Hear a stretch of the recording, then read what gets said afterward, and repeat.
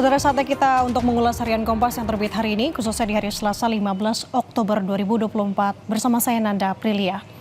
Saudara, kita lihat di halaman muka harian Kompas hari ini, wawancara khusus edisi hari ini adalah wawancara bersama dengan Menteri Luar Negeri Retno Marsudi dengan judul Manfaatkan Aset Kuat Indonesia sebagai Jembatan bagi Perbedaan dan Mitra Terpercaya.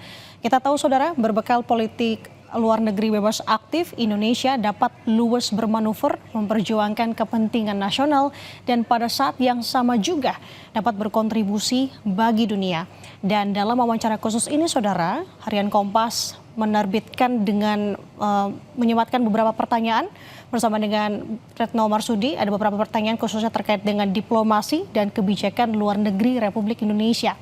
Nah, selain ini, kita akan membahas juga yang menjadi sorotan yang juga dibahas di harian Kompas tentunya adalah susunan kabinet Prabowo tampaknya kian jelas. Nah, ini merujuk dari hal yang terjadi atau momen yang terjadi kemarin, beberapa tokoh berdatangan ke Kertanegara 4 Jakarta Selatan untuk memenuhi panggilan dari Presiden terpilih Prabowo Subianto. Presiden terpilih Prabowo Subianto memanggil secara bergantian sebanyak kurang lebih 49 calon menteri atau wakil menteri pada Senin kemarin, saudara. Pemanggilan bakal berlanjut hari ini.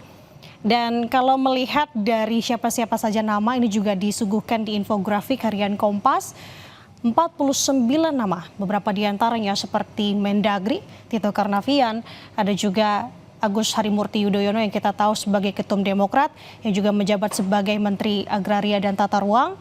Kemudian ada tokoh-tokoh lain seperti Zulkifli Hasan dan Bahlil Lahadalia yang kita tahu menjadi Ketum Golkar dan juga sebagai Menteri ESDM. Dan untuk lebih lanjut terkait dengan ini, kita nantikan di pukul 2 siang hari ini rencananya akan ada pemanggilan lanjutan khususnya untuk calon wakil menteri. Nah, tidak hanya itu, kita akan bergeser ke informasi lain yang tentunya harus kita cermati adalah pertandingan tim Garuda Indonesia bersama dengan kualifikasi Piala Dunia 2026. Kesempatan terbaik Garuda akhiri rekor buruk dari Cina. Itulah judul yang dibahas di harian Kompas hari ini, saudara.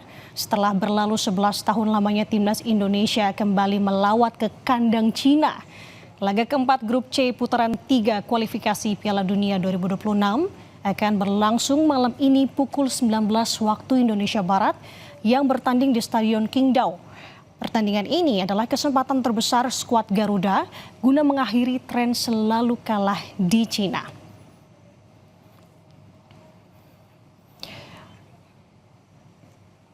Untuk informasi selengkapnya Anda bisa membaca harian Kompas yang terbit hari ini atau juga bisa mengaksesnya melalui kompas.id.